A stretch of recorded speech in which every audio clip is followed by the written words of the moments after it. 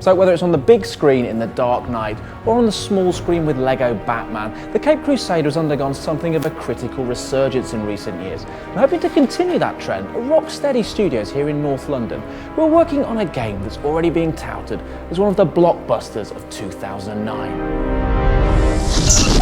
When you've been around for 70 years, you can be forgiven for not always being on the top of your game. Nice outfit. That's certainly been the case with Batman, and the quality of the games has often mirrored that of the movie interpretations of this comic book veteran. From Burton's brilliant blockbusters, Get those wonderful toys. an Ocean's tasty tie-in in the late 80s and early 90s, to the shambles of Schumacher and attendant gaming mediocrity in the noughties. Batman will watch his beloved Gotham perish. More recently, Batman's enjoyed a revival in fortunes thanks to the very best of British. Traveller's Tales re-established the Caped Crusader as a gaming great in a joyous Lego outing based on the DC comic series. But for Bruce Wayne's latest outing in Batman Arkham Asylum, there could be no better warm-up act than The Dark Knight. We're tonight's entertainment. Thanks to the spectacular success of Brit director Christopher Nolan's brooding epic, Batman is big business again. And in another Brucey bonus for London studio Rocksteady, Pandemic's official tie-in game was scrapped, leaving the way clear for a trip to the Asylum.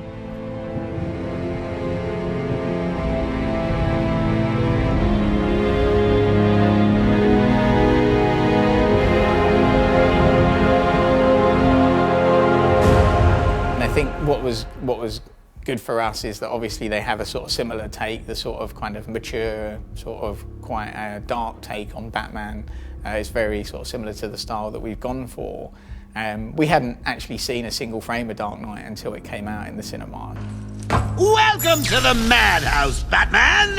I set a trap and you sprang it gloriously! That's something they did brilliantly in Batman Begins and The Dark Knight, and something we really wanted to get across in this game was this kind of psychological torment of the character, the fact that he's driven in a way, you know, beyond anything that any of us can understand, and he's driven himself to kind of physical perfection and mental perfection to kind of take down, you know, he's sworn to take down these forces.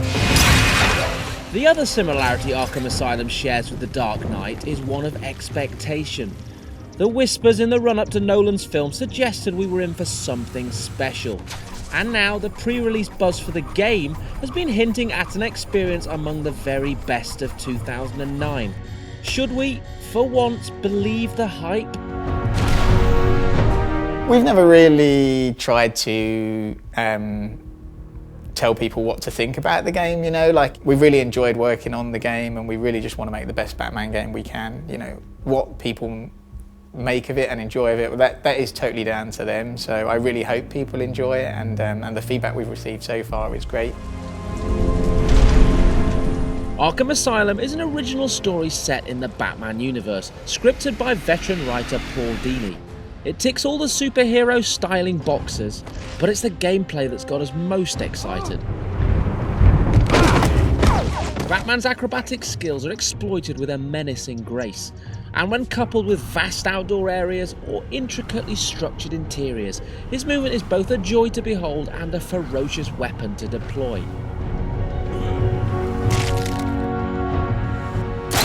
And though he can't fly, fire candy floss out of his wrists, or warp into a pea green man mountain, the one thing Batman never leaves home without are awesome gadgets. And arguably the most important gadget at his disposal is Detective Vision, a visor which highlights enemies and key objects in dark areas, even through walls. It's a trick borrowed from Metroid, and a core component of stealth gameplay that requires you to plan your assault on armed goons rather than steaming in fists flailing. Although he is still rather tasty in a scrap.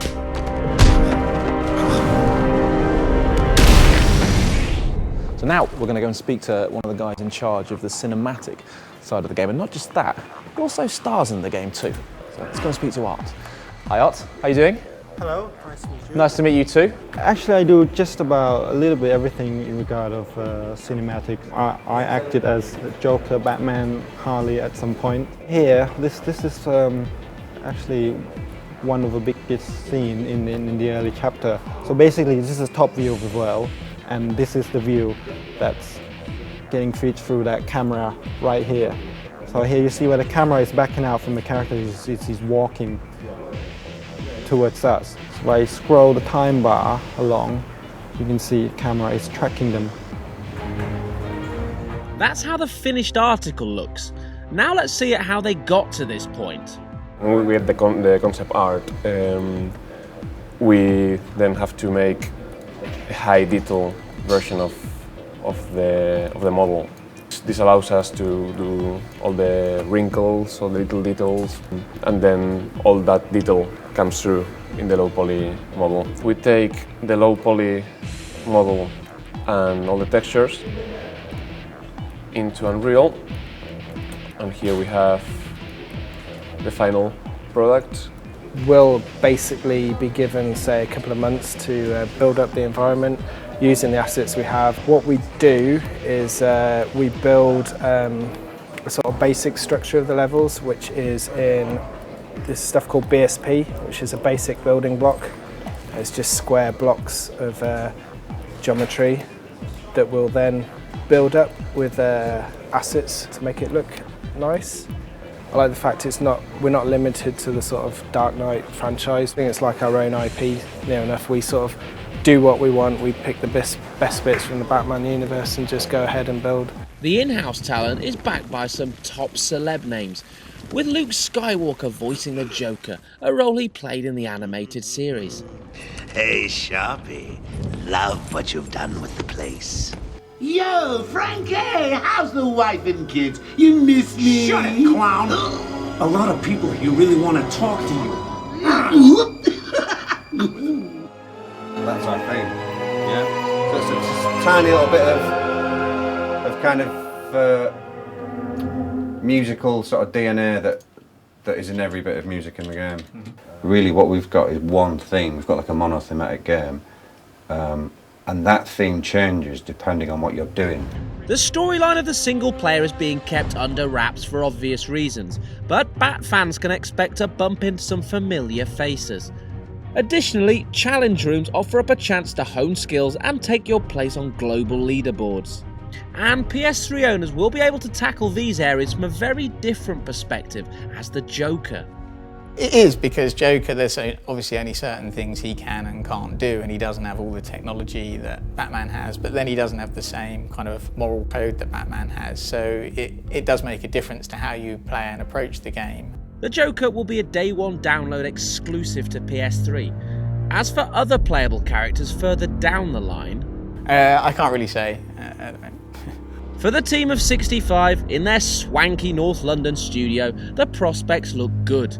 And if the CVs aren't piling in already, they will be once people see the disco toilet. Right, as you can see, the studio is pretty damn cool, but the vibe carries as far as the toilets, believe it or not. So just follow me in here. If your bowels are beginning to swell with ready-to-pass foods and you're making a rush for it, this is what you have to look forward to. Neon disco lights in the toilet, kind of cool artwork everywhere. What you can't experience, of course, is the really bad smell. The kind of smell you only get at a development studio. Let's get out of here. Jesus, I feel sick. Ugh. Batman is one of these characters who's so popular, he's owned by the fans. He's owned by the fans, and so it's going to be down for players to get their hands on it and enjoy it. But I'm really proud of the work that the team have done. It really is the game that we wanted to make. It is the vision that we originally had for Batman, and so I think we've made a really authentic Batman game with the DNA running through the whole experience. And I think we've also made a really fun game, a really enjoyable game. And all the feedback we've received till now has been so positive.